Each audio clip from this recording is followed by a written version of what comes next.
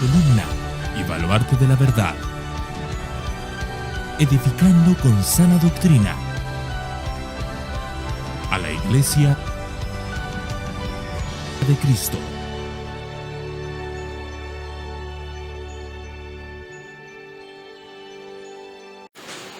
Buenos días, hermanos, Dios les bendiga, bienvenidos de nuevo el domingo. Me da gusto verles hoy. Qué bendición estar aquí en ese lugar donde nos reunimos habitualmente, nos congregamos dominicalmente, miércoles, sábado y pues muchos días más, ¿no?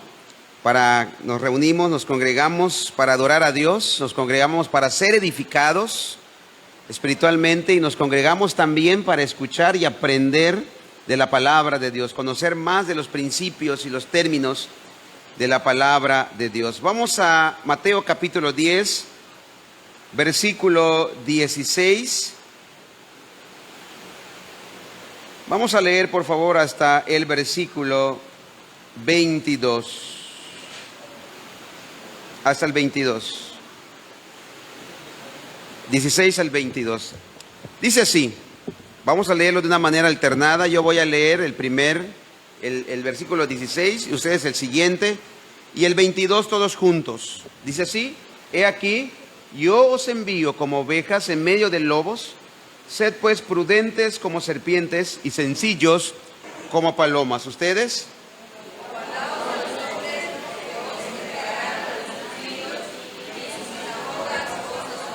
La primera oposición, la primera persecución es la religión, la falsa religión. Después dice: y aún ante gobernadores y reyes seré llevados por causa de mí, para testimonio a ellos y a los gentiles. La segunda oposición es el Estado, el gobierno. Versículo 19, ¿ustedes?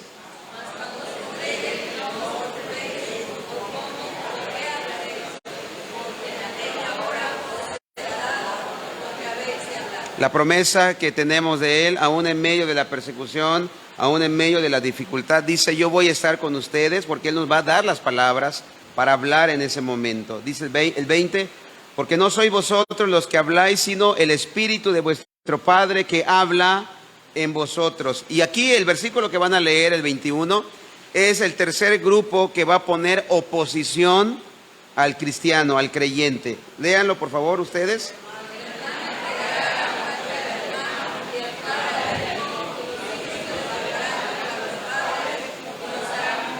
¿Cuál es el tercer grupo que se va a oponer al cristiano? La familia en la sangre. Versículo 22, y seréis aborrecidos de todos por causa de mi nombre, mas el que persevera hasta el fin, este será salvo. Vamos a leerlo todos. Dice: y seréis aborrecidos de todos por causa de mi nombre, mas el que persevere hasta el fin, este será salvo. Oremos, hermanos, por favor. Bendito Dios, te damos gracias por esta mañana. Te agradecemos, Señor, por un domingo más que permites en tu misericordia, en tu gracia, que nos congreguemos, nos reunamos. Señor, te doy gracias por las visitas que tenemos hoy. Te agradezco, bendito Dios, porque tu misericordia, tu gracia, Señor, es para con nosotros. Te ruego, Padre, que tu palabra sea predicada fielmente. Ayúdame a predicar. Te ruego, por favor, que tu Espíritu Santo me ayude a hablar, Señor. De otra manera, yo no pudiera comunicarlo, yo no pudiera hablar. Señor, reconozco que no tengo la capacidad para hablar, para desenvolverme y utilizar las palabras adecuadas. Te ruego que me capacites, Señor, para hablar correctamente, para darle la interpretación adecuada, la interpretación correcta, por favor. Y asimismo que tu Espíritu Santo nos ilumine, abra nuestras mentes, nuestros ojos espirituales, no solamente intelectualmente, Señor, sino también, Padre, que pongamos por obra y en práctica cada una de estas palabras. Te lo ruego en el nombre de Jesús. Amén. Amén. Muy bien. Jesús les da instrucciones a sus discípulos, ¿recuerdan? Un breve recordatorio de lo que hemos visto es que Jesucristo da instrucciones a sus discípulos cuando los envía a una breve misión. Hermanos, les recuerdo que algunas de las enseñanzas específicas en este capítulo 10 se aplican solo a los apóstoles, pero que en principio se aplica a los testigos de todas las generaciones. Hay cosas que solamente aplican para los discípulos, aclaro, de aquel tiempo, como por ejemplo, la ordenanza y el mandamiento para ellos es para predicarles únicamente y exclusivamente en esa misión, a predicarles a las ovejas perdidas de la casa de Israel. Pero el mandamiento de hoy es diferente: id y predicar el evangelio a todas las naciones, bautizándolos en el nombre del Padre, del Hijo y del Espíritu Santo, etc. Entonces, hay principios que se aplican a todos los discípulos de todos los tiempos, pero ahí hay mandamientos específicos que solamente es para esa misión, para los 12 en ese momento. De igual manera, algo de la instrucción se aplica solamente, como te dije, a la breve misión a la que Jesús enviaba a estos 12 en ese momento. Pero los principios del ministerio se aplican a la obra que haría todo discípulo después que el Señor Jesús ascendiera al cielo, y seguiría aplicándose a todos sus siervos fieles a lo largo de la existencia de la iglesia. Amigos y hermanos, recordemos que todo instructivo o manual también trae sus advertencias. ¿Recuerdan? Jesucristo, como buen maestro, da instrucciones claras. Un instructivo, Él da instrucciones, pero en esas instrucciones también da unas advertencias. ¿Cuántos han leído un instructivo? ¿Cuántos de los que están aquí han armado un ventilador, han armado un mueble de su casa y trae un instructivo? Pero también ese instructivo hay unas letras de color rojo que dice advertencia. Si tú no lo aplicas bien, te pone, este es el riesgo, este es el peligro. Bueno, Jesucristo da unas advertencias aquí, a causa de que iban a ir a predicar el evangelio, pero la predicación del evangelio, la predicación del reino de los cielos, es contraria a la cultura de este mundo, que en muchos de los casos ofendería a la gente. Nosotros no predicamos para ofender. Escúcheme, por favor. Nuestro objetivo no es ofender, sino que nuestro objetivo es que conozcan la verdad. Pero esta verdad, hermanos, aunque sea algo involuntario, pero muchas veces ofende. No es nuestro objetivo, pero no quiere decir que porque la gente se ofenda cambiaremos nuestro mensaje. Nuestro mensaje tiene que ser entregado fiel. Nuestro mensaje tiene que ser entregado como Jesucristo lo dio a sus discípulos. Entonces Jesucristo da unas advertencias, y Jesús en esas instrucciones, como buen maestro, también les da advertencia. Recordamos que la definición de advertencia es decir a alguien una cosa de la que se deriva una consecuencia. Es decir, que habrían consecuencias acerca de esta predicación. Hay consecuencias, le dice Jesús, para que estén atentos y actúen con precaución y no se sorprendan. Así que si la gente se porta hostil con tu mensaje, o si de repente la gente deja de acercarse contigo, deja de hablarte, deja de tener compañerismo contigo por ser cristiano, no debería de sorprenderte, no debería de desanimarte, no debería de decepcionarte o desilusionarte. Jesucristo nos está dando ahora las advertencias para que estemos preparados. ¿Se acuerda que eso es lo importante de esto? Jesucristo nos habla, nos advierte para que estemos preparados. ¿Se acuerdan del ejemplo que puse del huracán? Si está viniendo la tormenta tropical que se empieza a formar en el Caribe, empiezan a monitorearlo y nos empiezan a avisar. ¿Para qué? Para que estemos atemorizados y estemos allá todos paranoicos. ¿Para qué nos avisan? Para prepararnos. Así que esto que avisa Jesús no es para desalentarnos, no es para desanimarnos, sino para prepararnos, para que estemos preparados. Recuerde que la predicación del reino de los cielos en una sociedad materialista, en una sociedad corrupta, en una sociedad mala, traería consecuencias humanamente no optimistas. humanamente no esperanzadoras y favorables. Dice Jesucristo en el versículo 17 y 18, guardaos de los hombres, porque os entregarán a los concilios, y en sus sinagogas os azotarán, y aun ante gobernadores y reyes seréis llevados por causa de mí, para testimonio a ellos y a los gentiles. Jesús procede a identificar a los lobos y a continuación ofrece advertencias sobre 4 aspectos a los que persiguen a los creyentes. El primero es la religión o la falsa religión. El segundo es el gobierno o el Estado. Y el tercero, la familia, y añado la sociedad en general. Intercaladas dentro de las advertencias hay más instrucciones en cuanto a las actitudes que los discípulos deben de tener y acerca de la provisión que su Padre Celestial suministra. Jesucristo no solamente le da las advertencias, sino la actitud que ellos deben de tener ante la persecución. Los lobos de que los creyentes deben guardarse son los hombres. Los enemigos definitivos contra los cuales realmente luchamos, los enemigos verdaderos que están detrás de los hombres, son Satanás y sus huestes demoníacas. Pero los agentes de esos enemigos sobrenaturales son seres humanos. Es a través de los hombres que Satanás se opone a la iglesia, se opone a Jesucristo y la persigue. Los hombres son los lobos que difaman, son los lobos que oprimen, son los lobos que encarcelan, que torturan y aún hasta el extremo de matar al pueblo de Dios. Jesús dice de estos adversarios, guardaos. Es decir, que estemos vigilantes, estemos perceptivos, estemos atentos. Ser prudentes, nos dice Jesús, seamos prudentes, es decir, que no estemos ingenuos. ¿Cuántos creyentes más bien intencionados insisten en poner la mejor cara a todos los males? Y ellos quieren mostrar amor, por así decirlo, cuando deben de estar ellos vigilantes, precavidos.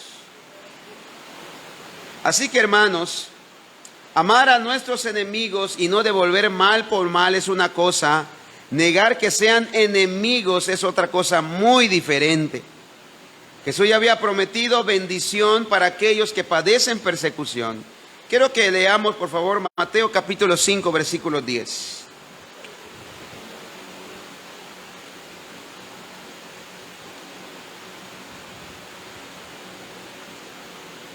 Mire Jesús cómo plantea la persecución.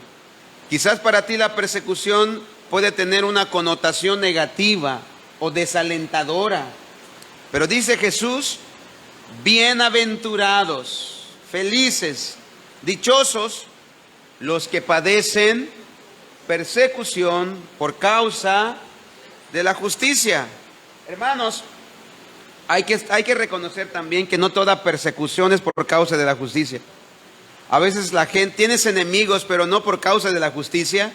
Muchas veces tienes enemigos por causa de tu carácter.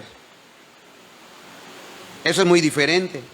Entonces tenemos que aprender esta realidad. Y algunos, fíjese, algunos que son de mal carácter, que son de carácter pesado, justifican y dicen, es que tengo enemigos porque soy cristiano. No. Tú no tienes enemigos por ser cristiano, tú tienes enemigos por tu mal carácter. Entonces hay que identificar y definir bien claramente esto. ¿Quiénes son bienaventurados? ¿Los que padecen persecución por su mal carácter? No. Bienaventurados son los que padecen persecución por causa de la justicia, porque de ellos es el reino de los cielos. Versículo 11, por favor, hermano. Bienaventurados, dichosos, felices. Otra traducción dice, sois cuando por mi causa, ¿por causa de quién? Por causa de Cristo, no por causa de tus malas decisiones, sino por causa de Cristo, os vituperen, os insulten, os desprecien, dice, y os persigan y digan toda clase de mal contra vosotros. ¿De qué manera? mintiendo. ¿Qué significa esto? Que el mundo puede calumniarnos, el mundo puede acusarnos, pero el mundo no va a comprobar esto porque va a mentir, porque un cristiano no va a hacer fraudes, porque un cristiano no va a mentir. La gente acusó a Cristo de blasfemar. ¿Se acuerdan? El pueblo o los judíos acusaban a Cristo de usurpar el lugar del César, porque tú dijiste que eres rey. Y aún le preguntaron, tú te haces llamar hijo de Dios, haciéndote Dios a ti mismo. De hecho, por esa razón mataron a Jesús. ¿Qué le pusieron sobre la cruz? Este es Jesús, el Cristo, el rey de los judíos. Pero había una parte que decían el Hijo de Dios. Y por esa razón lo mataron. Entonces, acá mismo Jesucristo promete la persecución que en última instancia, escuche esto, trae bendición.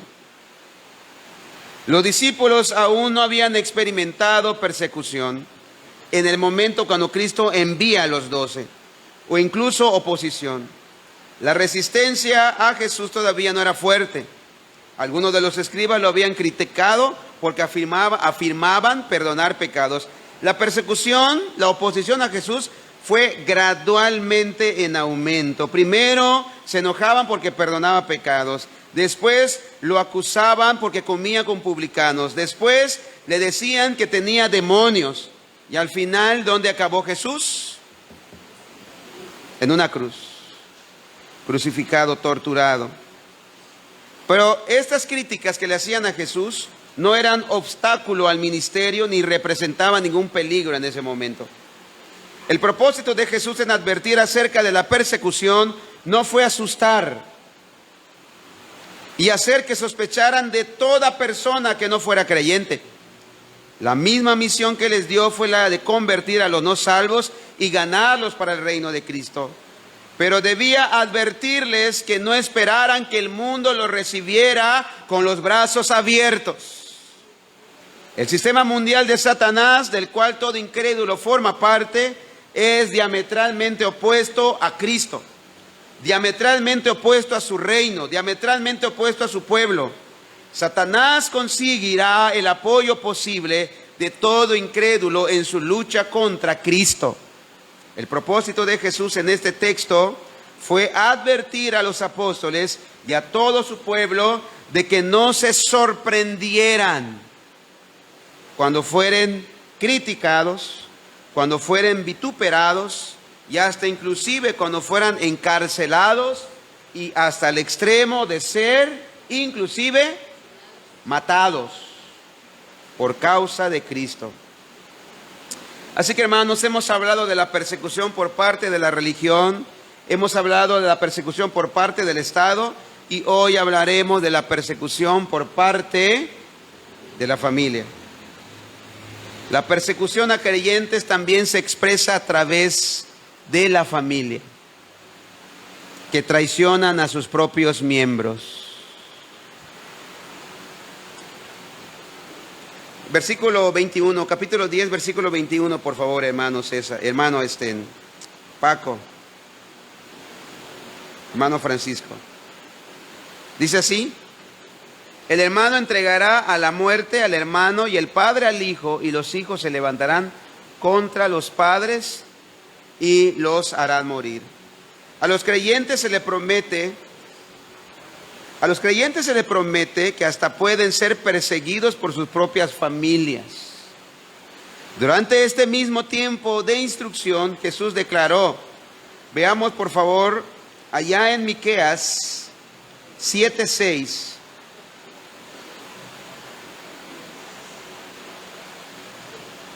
Vamos primero a Miqueas 7:6.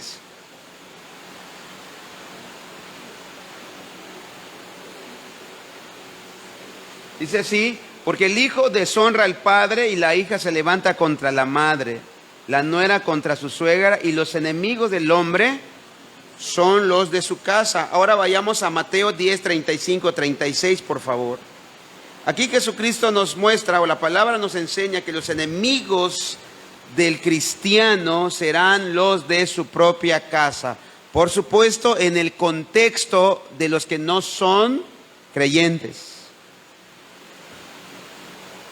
Porque he venido para poner en disensión al hombre contra su padre, a la hija contra su madre y a la nuera contra su suegra. ¿Por qué dice esto Jesús? He venido para poner en disensión. La semana pasada lo decíamos, y en otra parte dice Jesucristo: he venido a traer paz. No entiendo de qué se trata esto. Cuando habla de la disensión se refiere a los inconversos, a los incrédulos, a los no cristianos dentro de su propia familia biológica. Pero cuando dice he venido a traer paz, significa, no se refiere humanamente a traer paz entre los hombres, no, se refiere a traer paz entre Dios y el hombre. La Biblia enseña, por ejemplo, allá en el Salmo 7:11, Dios está airado contra el impío todos los días. Leíamos ayer con los jóvenes en Proverbios capítulo 6 y dice: 6 cosas aborrece Jehová y aún 7 abomina su alma. Y empieza a describir el carácter de aquello que Jehová, a quienes Jehová menosprecia o aborrece o abomina. Empieza a hablar de los mentirosos, empieza a hablar de los violentos, de los corruptos. Son a los que Dios abomina, aborrece. Entonces concluimos que hay gente que puede creer que es amigo de Dios, pero si es un mentiroso, si es un corrupto, si es un violento, realmente él es un enemigo de Dios. Por esta razón, cuando dice: y los enemigos del hombre serán los de su casa, ¿en qué sentido? Los que no conocen el Evangelio se van a oponer a él. Estás loco, eres un tonto, te lavaron el cerebro y cosas así ofensivas, ¿no? Que te van a empezar a decir, y otras cosas más, muchas cosas más agresivas. Leímos el 35 y el 36, ¿verdad, hermano? Entonces nos damos cuenta que después Jesús envía a los 12 y más o menos un año después, mientras enseñaba sobre la tribulación, Jesús repitió la misma advertencia. Marcos 13:12, por favor.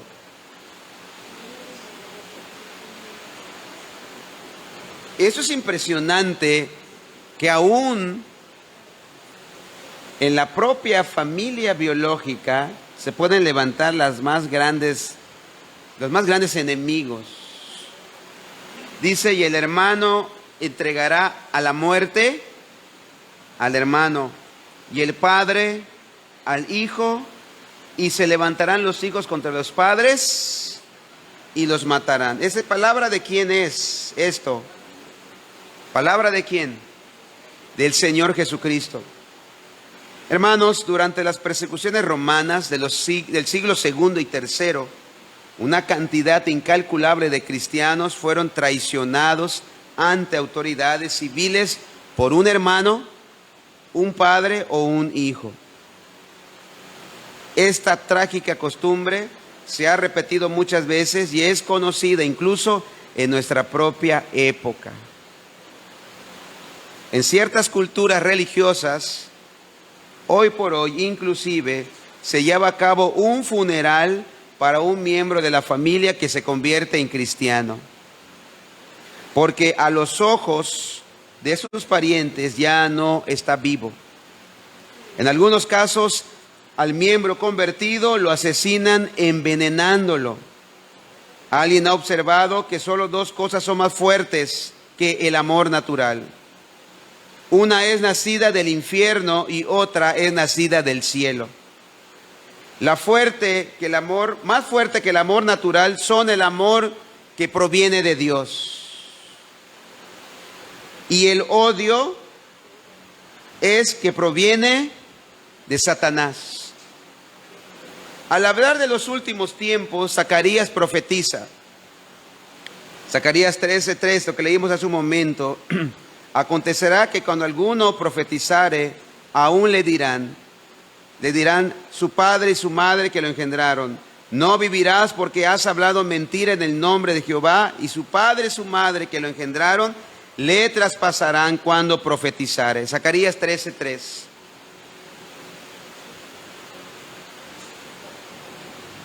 Y acontecerá que cuando alguno profetizare o hablare de parte de Dios, o predicare, hablare la palabra de Dios, dice aún, le dirán su padre y su madre que lo engendraron: no vivirás porque has hablado mentira en el nombre de Jehová, y su padre y su madre que lo engendraron le traspasarán cuando profetizar. Cuando dice le traspasarán, con saeta o con cuchillo o algo que acabe con la vida de él.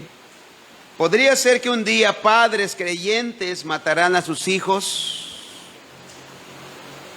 creyendo que dicen mentiras, o viceversa. Entonces, hermanos, observamos esta oposición. Realmente esto es algo que nosotros no debe de sorprendernos.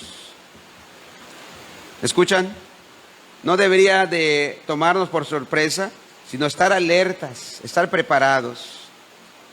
Dice el versículo 22, regresando a Mateo 10, pero este aborrecimiento no solamente es parte de la familia,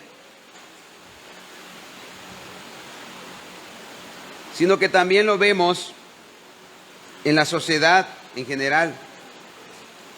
Y seréis aborrecidos de todos por causa de mi nombre, mas el que persevera hasta el fin, este será salvo. Es obvio que todos no es un término absoluto en ese contexto.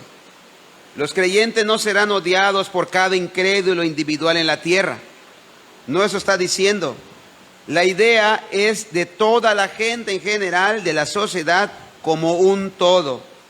Según se ha verificado, por lo menos en los últimos años, los creyentes descubren que son aborrecidos por todas las clases, por todas las razas y nacionalidades de la humanidad.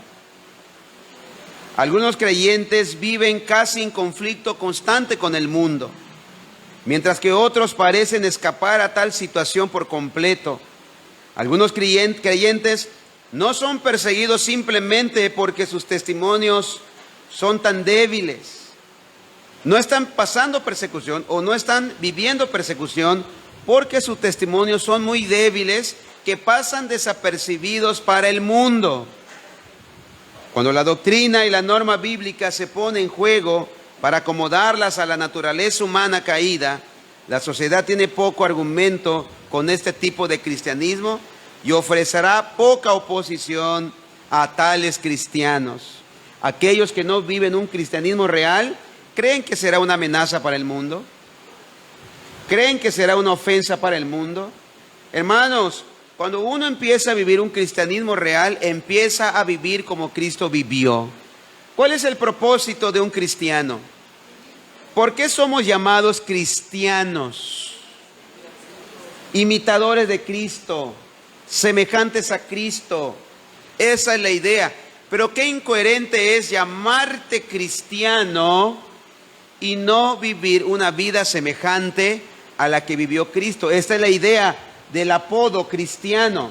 Esa es la idea. Pero, ¿qué sucede con aquellos cristianos que en su entorno no pasa nada?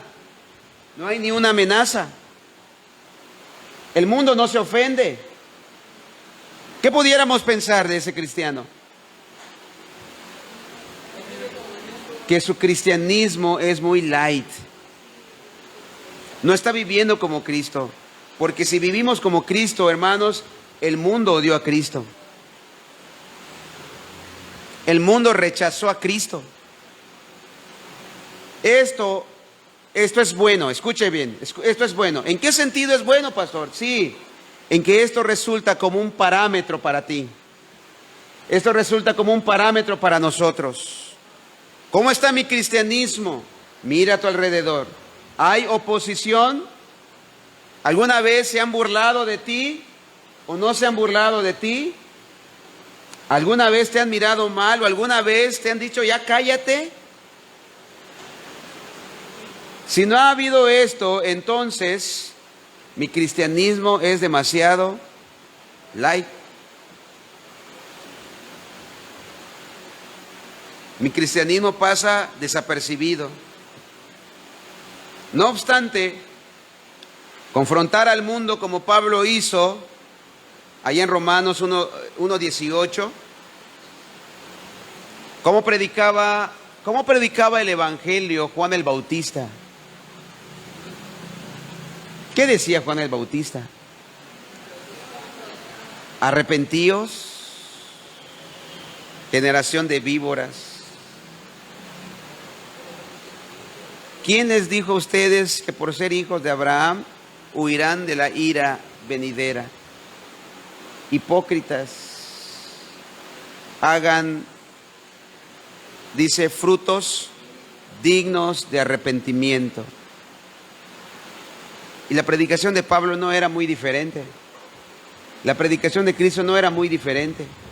Versículo Romanos 1:18, ¿qué dice Pablo en su predicación? Porque la ira de Dios se revela desde el cielo contra toda impiedad e injusticia de los hombres que detienen con justicia la verdad. Es garantizar entonces, hermanos, la ira de la sociedad. Esta predicación es garantizar la ira de la sociedad contra el Evangelio y contra quienes lo predican. La predicación del Evangelio es arrepentimiento. ¿Cuál es la predicación de arrepentimiento? ¿Cuál es la predicación de arrepentimiento? Es confrontar, enfrentar a la gente mirando su pecado. Al mundo, a nadie le gusta, a menos que Dios haya tocado su corazón con un espíritu de mansedumbre y humildad, porque ese es el reflejo de un cristiano verdadero, la mansedumbre y la humildad, que cuando le sea señalado su pecado, ¿cómo reaccionará? Con mansedumbre y humildad, admitiendo, como dice toda la lista que está allá en el capítulo 5 de Mateo, de las bienaventuranzas, que le dice, bienaventurados, primera bienaventuranza, los pobres en espíritu. ¿Quiénes son ellos? Los que reconocen su condición. El problema con el mundo, que su orgullo, su arrogancia, no les deja reconocer su condición. Y hablar de esto, la idea no es ofender, pero sí es ayudarlo a ver su condición. Y para eso es necesario predicar esta predicación de arrepentimiento. Primera a los Corintios 4:9, por favor, al 11. Debido a que la predicación de Pablo era cristocéntrica, de arrepentimiento, como Cristo ordenó que vayan a predicar, él mismo dijo, porque según pienso, Dios nos ha exhibido a nosotros los apóstoles como postreros, como si fueran los últimos en la exhibición. Antiguamente en la exhibición, en la arena romana, en el Coliseo, los últimos en ser exhibidos como postreros eran los más pobrecitos, eran los más indefensos, eran la gente que pudiéramos llamar que es indigente, los menospreciados de la sociedad. Y por eso dice Pablo, Dios nos ha exhibido a nosotros los apóstoles como postreros. En el contexto cultural, en Corinto, entendían muy bien ellos de qué estaba hablando el apóstol Pablo. A eso se refiere que eran exhibidos como postreros. Estaba comparándose él con los demás apóstoles como aquellos más menospreciados de la sociedad, como sentenciados a muerte, sigue la ilustración. Pues hemos llegado a ser, dice él, espectáculo al mundo. Nos ven con menosprecio, inclusive hasta con morbo. Espectáculo al mundo, a los ángeles y a los hombres. Por favor, hermano, siguiente. Nosotros somos insensatos por amor a Cristo. Pero ¿realmente somos insensatos o qué estaba tratando de decir el apóstol Pablo? Para el mundo nosotros somos insensatos por amor de Cristo. El mundo nos mira a nosotros como que si fuéramos ignorantes, retrógradas. El mundo nos mira a nosotros como que si fuéramos gente engañada, como que si fuéramos gente ingenua, como que si fuéramos gente que nos dan a entender que ya nos lavaron el cerebro, que ya somos nosotros gente ignorante, con poco conocimiento. Bueno, el mundo nos ve así. ¿Y todo por qué? Por causa de Cristo. Entonces Pablo decía, no importa que el mundo me mire así, por causa de Cristo. Mas vosotros prudentes en Cristo, decía el apóstol Pablo, nosotros débiles, mas vosotros fuertes, vosotros honorables, mas nosotros despreciados. Versículo 11, por favor. Hasta esta hora padecemos hambre, tenemos sed, estamos desnudos, somos abofeteados y no tenemos morada fija. ¿Por qué? ¿Cuál fue la instrucción de Jesús cuando haya persecución? Huye, ve a la otra ciudad. Hermanos, este versículo bíblico, real, apostólico, contradice toda la doctrina de la prosperidad. ¿Ya se dieron cuenta? El apóstol Pablo dice, padecemos hambre. El evangelio de la prosperidad dice que Dios, como es rey, tú eres un príncipe, entonces tú deberías de vivir, te dicen, como un príncipe. ¿Y cómo vive un príncipe? Empiezan ellos a tratar de convencerte, darte la idea, ¿no? Pues vive con todas sus necesidades satisfechas, vive en el éxito, tiene la mejor casa, los mejores autos, porque tú eres, acuérdate, eres el hijo de un rey y debes de vivir como un hijo de un rey. Y te dicen así, y debes de tener la mentalidad del reino, fuera toda mentalidad de escasez, mentalidad de pobreza, ¿no? Mentalidad de mediocridad. Pero ¿qué dice aquí el apóstol Pablo? ¿Cuál era la realidad del evangelio? Padecemos hambre, tenemos sed, estamos desnudos, somos abofeteados y no tenemos morada fija. Hermanos, esto no es para desanimar. ¿Para qué es? Para advertir, para estar preparados. Obviamente en ese tiempo, en el contexto de ese tiempo, de esa época, vivían una persecución que hoy no estamos viviendo nosotros, pero podemos llegar a vivirla. Que hoy en día hay países y culturas que la están viviendo, que te tienen que reunir a ocultas, se tienen que reunir en secreto con un grupo muy reducido, porque si es un grupo grande va a llamar la atención. Pero hermanos, hoy en día nosotros tenemos el privilegio, la libertad de culto y deberíamos aprovecharlo. Pero podemos llegar a ese extremo también. Cuando un general romano obtenía una gran victoria, hacía desfilar a sus cautivos por las calles, en una gran procesión triunfal, haciendo a propósito un espectáculo de sus enemigos conquistados. Eso también podría referirse a esta práctica del apóstol Pablo. Entonces, el general romano que conquistaba a sus enemigos exhibía públicamente como un trofeo, como algo para presumir, y en especial de los oficiales militares y de los gobernantes. Este es el tipo de espectáculo que el mundo antiguo hizo figuradamente, muy probablemente también en esto el apóstol Pablo. En resumen, escúcheme, la falsa religión reacciona contra los creyentes que son verdaderos, contra los creyentes genuinos, porque la falsa religión es generada por Satanás.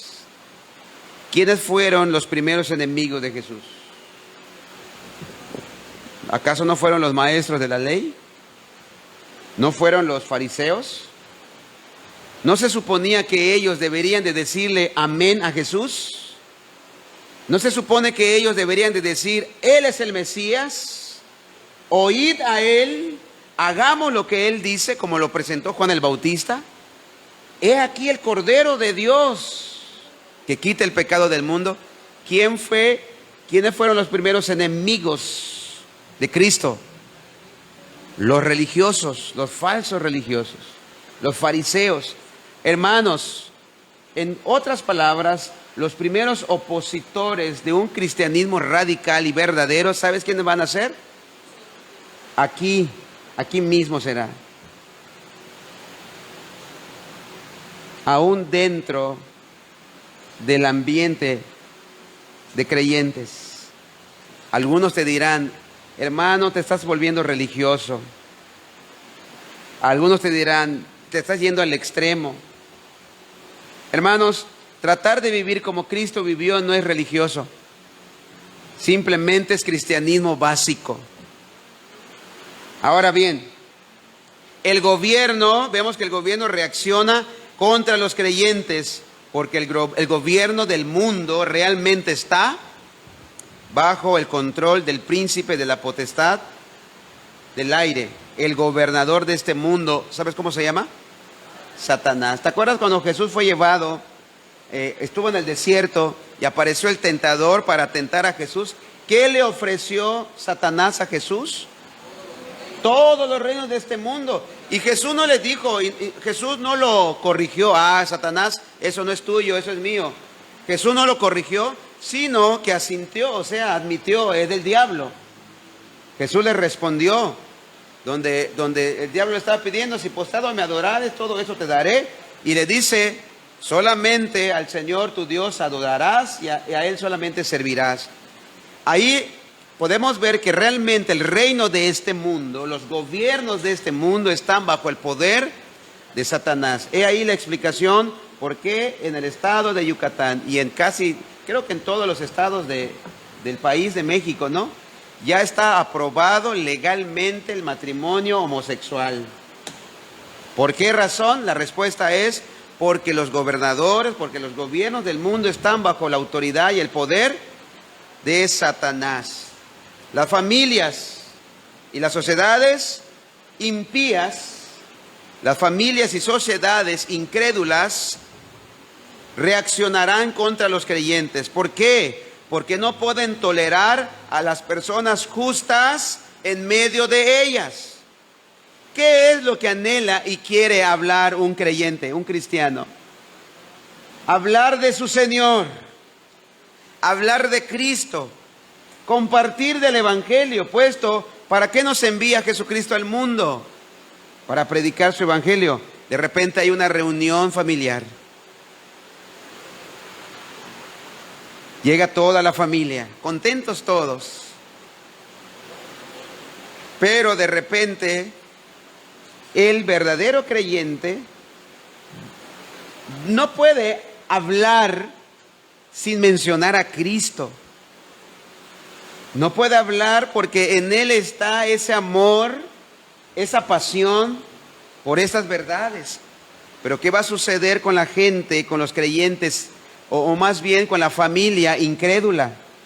No tolerará esas palabras, no tolerará que se mencione. Ellos dicen, no hablemos de religión.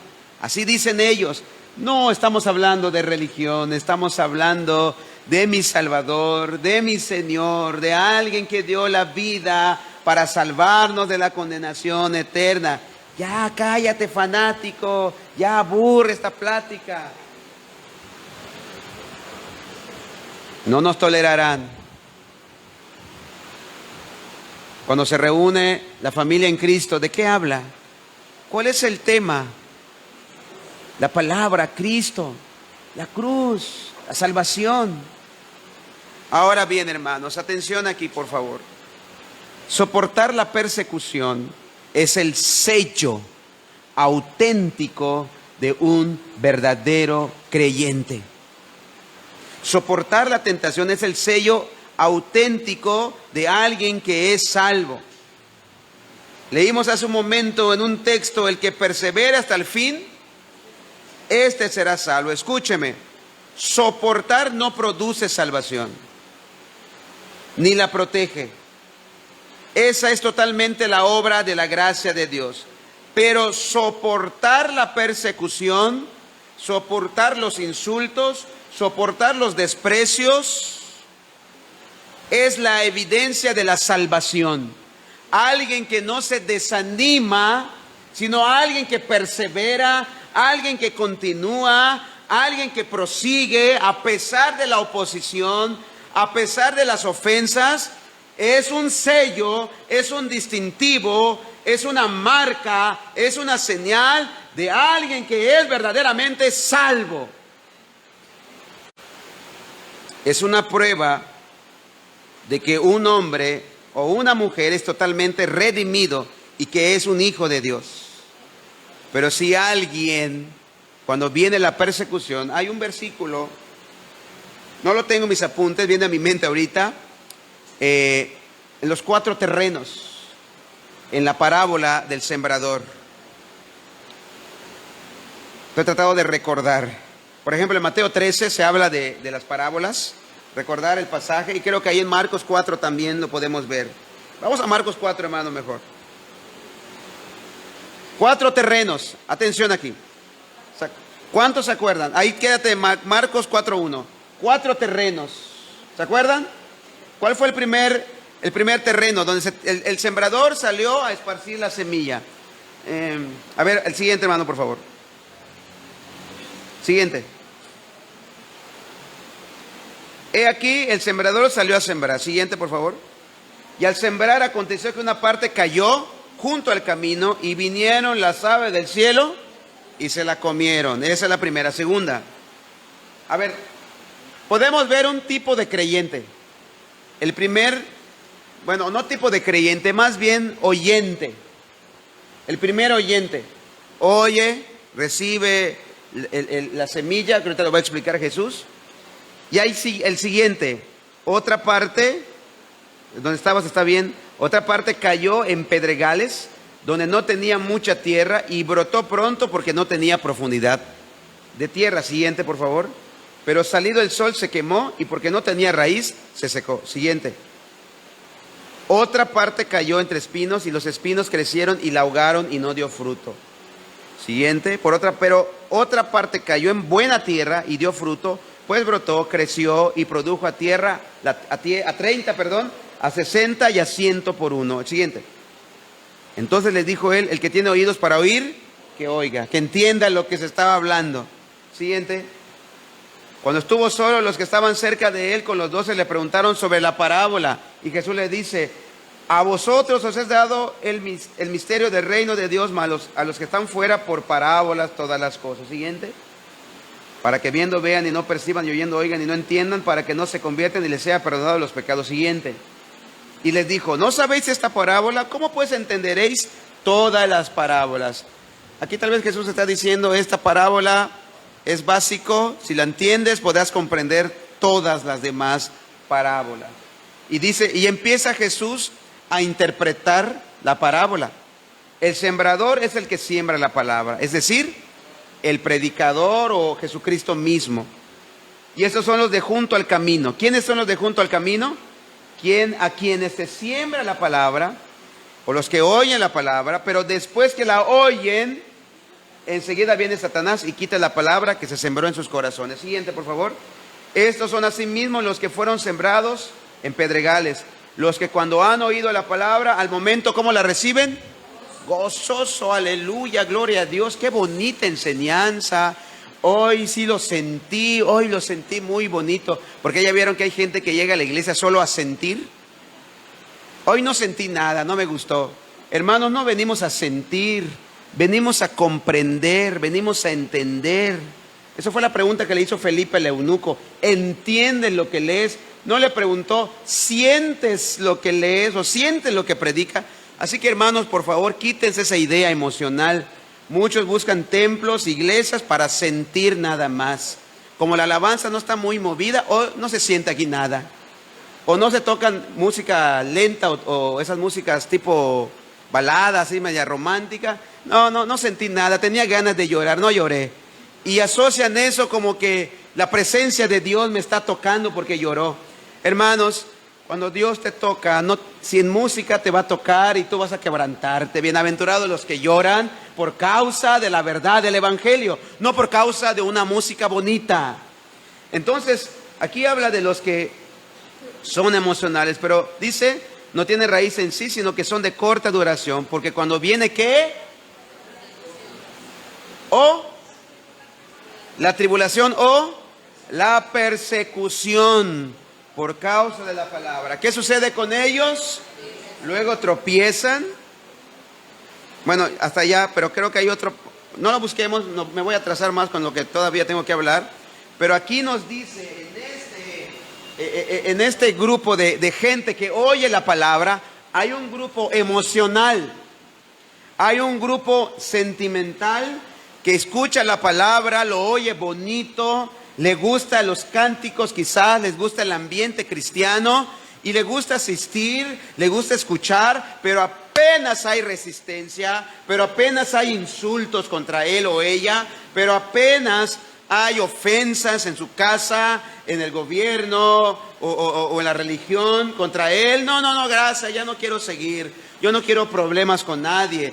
Dice que ellos tropiezan, caen, se apartan, se van.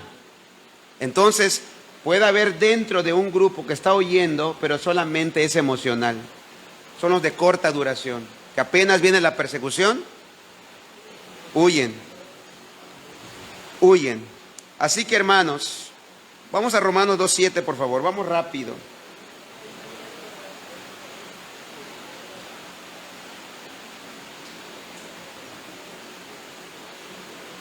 Dice así, Pablo asegura que Dios concede vida eterna. Dice, vida eterna a los que perseverando en bien hacer. La perseverancia es la evidencia de salvación.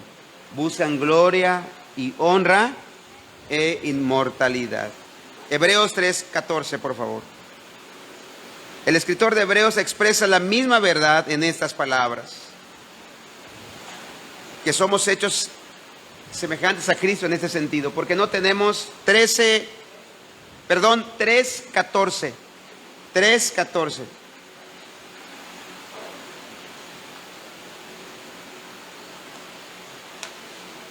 Porque somos hechos participantes de Cristo, con tal que retengamos firme hasta el fin de nuestra confianza del principio, la perseverancia, la constancia. El mundo tiene altibajos. De repente el mundo se acelera y de repente se le ocurre que ahora los niños nacen sin sexo. Y voy a esperar a que cumpla 18 años mi hijo para que decida si va a ser hombre o mujer. Hermanos, hoy por hoy este pensamiento es una realidad, pero cuánta incoherencia hay. Hay altibajos, pero los cristianos, ¿qué debemos de hacer? Permanecer firmes. Pero permanezcamos porque esa es la evidencia de la salvación. Entonces, hermanos, no ganamos nuestra salvación cuando soportamos, pero sí representa la prueba de la salvación, la perseverancia. La persistencia es una verificación de ser un cristiano verdadero. Los teólogos llaman a esto la perseverancia de los santos. Hay muchos pasajes bíblicos que destacan la perseverancia. Por ejemplo, Mateo 24:13, por favor. Muchos pasajes, pero no voy a darlos todos. Mateo 24:13. Es la misma idea. Más el que persevere hasta el fin, este será salvo, o este demostrará que es salvo, o evidenciará que es salvo. Juan 8:31.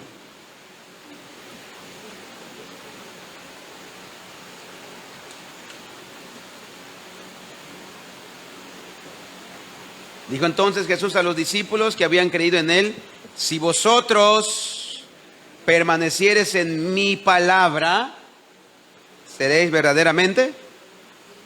¿Cuál es la evidencia de que somos verdaderos discípulos de Cristo? Permanecer, la perseverancia, estar en la trinchera como soldados. ¿Qué hacen los soldados, hermanos? Hay códigos. A un soldado, si deserta, ¿cuál es la instrucción?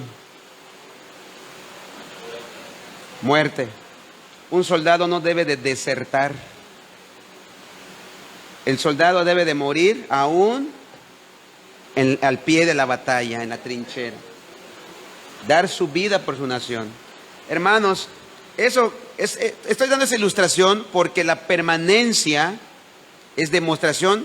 Estoy convencido, soy hijo de Dios. ¿Cuántos creyentes fueron asesinados en el primer siglo, en la fundación de la iglesia, cuando se empieza a formar? A través de la historia, ¿cuántos creyentes han derramado sangre para que tengamos libertad de culto como hoy la tenemos? La historia, no, es más, no te voy a hablar de religión, la historia universal lo dice. Que si te das cuenta, mucha muerte fue por causa de la religión misma, de la falsa religión. Algunos le han llamado la Santa Inquisición. También ha habido persecución de parte del gobierno, del Estado. Bueno, hermanos, vamos a tratar de cerrar, voy a tratar de finalizar. La persecución quema rápidamente la paja en la iglesia. Aquellos que han hecho tan solo una oración superficial de aceptar a Cristo, aquellos que han hecho una decisión superficial por Cristo, no tienen naturaleza nueva que los motive a padecer por Cristo. Escúcheme y entienda esto. Aquellos que no tengan una naturaleza nueva, no tienen la materia para padecer por Cristo. Los falsos convertidos, ¿qué va a pasar cuando hay una persecución? Los primeros en negar, los primeros en decir, realmente yo no soy, solamente que vine porque me invitaron, ¿no? Y resulta que era el pastor. Se cuenta una anécdota, no sé qué tan cierto sea, en un pueblo, que llegaron unos encapuchados con metralleta en una iglesia y se pararon, cerraron la puerta y amenazaron a todos.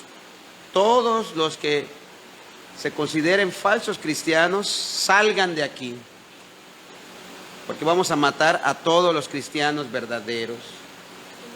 Y empezaron a salir todos. Se quedaron como 3 o 4 y el pastor.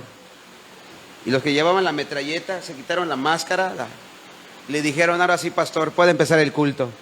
Bueno, no sé qué tan cierto fue, pero hermanos, ¿cuántos falsos creyentes hay en muchas iglesias? ¿Qué pasaría si hoy entrarían aquí, hermanos, a amenazarnos así? ¿Quién sería el primero en irse? El pastor, ¿verdad?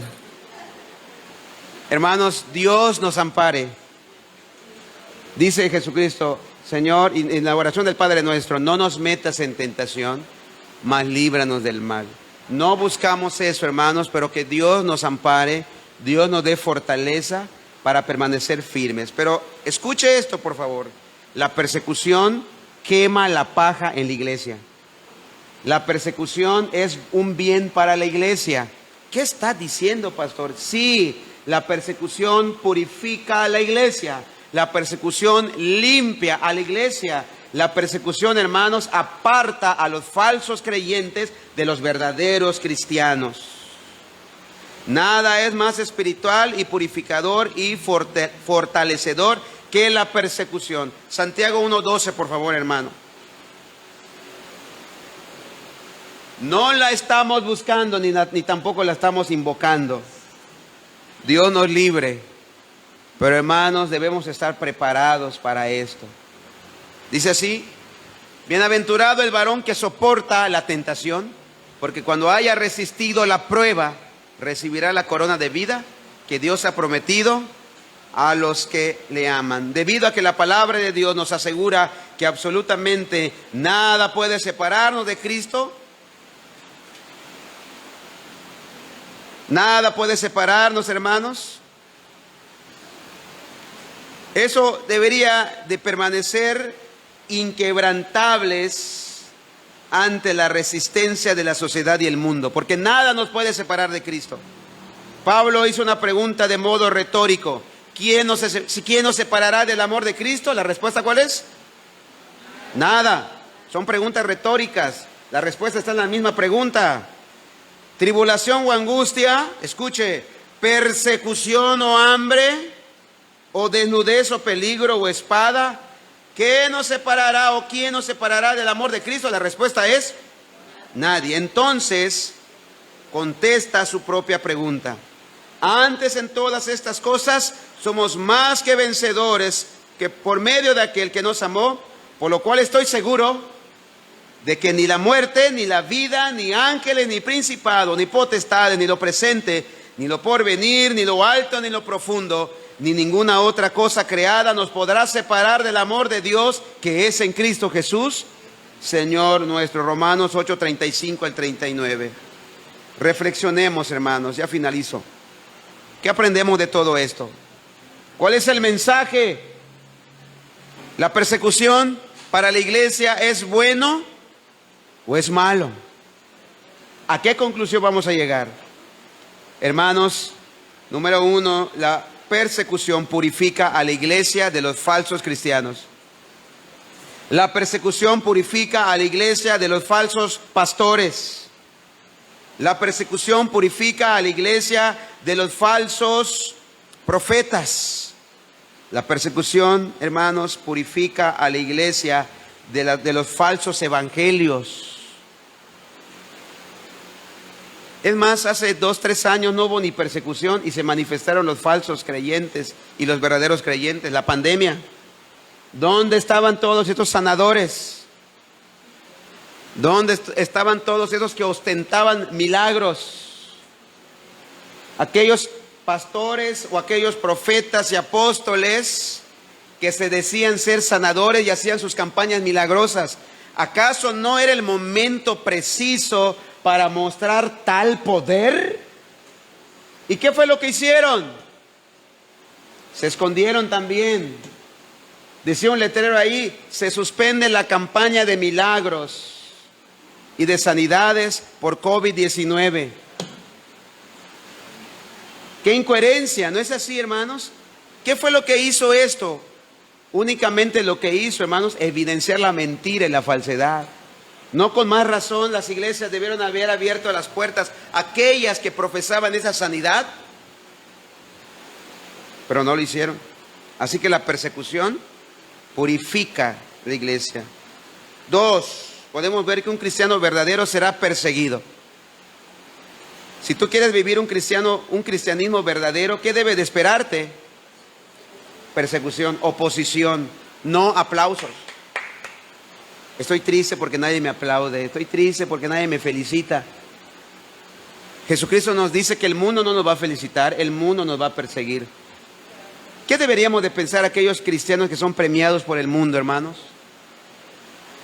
Que no son cristianos. Así que el verdadero creyente es perseguido porque no encajará con esta sociedad. Porque esta sociedad es mala, es perversa, es abusiva, es violenta, mentirosa, idólatra. Y un cristiano no encaja en esa sociedad. Número 3, entonces no debe de sorprendernos la hostilidad que puede estar recibiendo de los demás por ser cristiano. ¿Alguien en este momento está recibiendo hostilidad? ¿Alguien en este momento está recibiendo insultos o persecución? ¿O alguien en este momento le han cercado o se ha sentido rechazado por los demás, inclusive por su propia familia? ¿Debería esto producirte tristeza humanamente? Tal vez, pero espiritualmente debería de producirte gozo. No debe desanimarnos ni desalentarnos. Es más, debe de producir en mí gozo, porque es una buena señal. Una señal de que soy verdadero cristiano. ¿Qué pasa si no soy perseguido? 4. ¿Qué sucede si no soy perseguido? ¿Qué sucede si nunca he tenido oposición en mis 20 años de cristiano? ¿A qué conclusión voy a llegar? Nunca he tenido problemas con nadie. Yo voy a mi trabajo y son bien groseros todos de mi trabajo, pero hasta el día de hoy me respetan, no tengo problemas. Algo está sucediendo en tu cristianismo. No estás siendo un verdadero cristiano, exactamente. ¿Por qué, hermano? Porque el mundo no va a aceptar lo que es de Cristo. Mi testimonio, es probable que tu testimonio sea pobre. No has testificado lo suficiente para que noten que eres cristiano. O, segundo, lo más probable es que no eres cristiano, solo te estás engañando. Primera de Juan 3:13.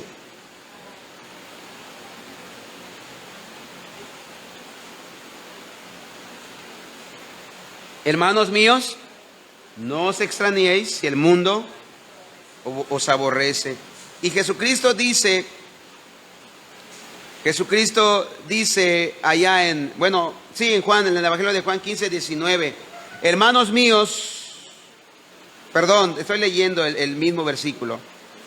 Juan 15:19 dice Jesús mismo, si fueras del mundo, el mundo amaría lo suyo. Pero porque no sois del mundo, antes yo os elegí del mundo, y por eso el mundo, dice Jesús, os aborrece. Hermanos, el mundo va a premiar, el mundo va a abrazar, el mundo va a felicitar a los que son de Él. Pero a los creyentes y a los cristianos, ¿qué va a hacer con ellos? Los aborrecerá. Esa es la realidad. Hermanos, la persecución es un tema en la Biblia muy importante, muy interesante, que Jesucristo habló también eso en el Sermón del Monte. Bienaventurados los que por mi causa son vituperados, o bienaventurados los que sufren persecución a causa de la justicia.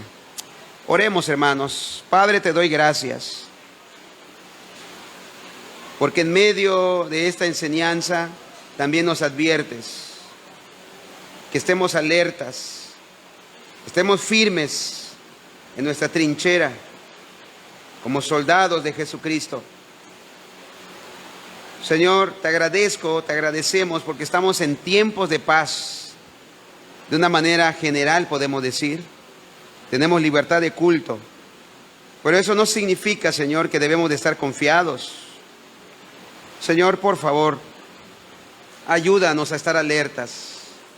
Quizás no hay una persecución abierta, no hay una persecución como tal, como la palabra tal vez en la descripción estricta de la palabra, pero de repente, Señor, podemos tener persecución con nuestros amigos, ofensas, burlas, o en la familia. Te ruego, bendito Dios, que les des consuelo a mis hermanos, les des con estas palabras, les des esperanza, aliento, ánimo, y lo único que tienen que hacer es reconocer esta verdad, porque tú nos los advertiste, Señor. Y Padre, danos la fortaleza para prepararnos cuando lleguen los días de persecución a nivel mundial, a nivel global, a nivel general. Fortalécenos, Señor, danos la convicción y la fortaleza para estar firmes y soportar la persecución, porque eso será la evidencia también de aquellos que son salvos. Gracias por tu palabra, bendito Dios. En el nombre de Jesús. Amén. Amén. Dios les bendiga, hermanos. Nos despedimos de los hermanos de Facebook. Columna y baluarte de la verdad. Edificando con sana doctrina a la Iglesia de Cristo.